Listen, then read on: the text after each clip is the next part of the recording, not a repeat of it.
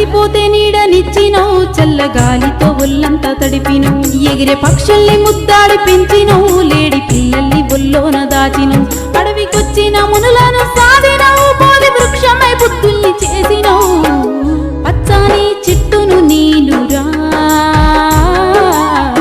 పాలుగారే మనసు నాదిరా.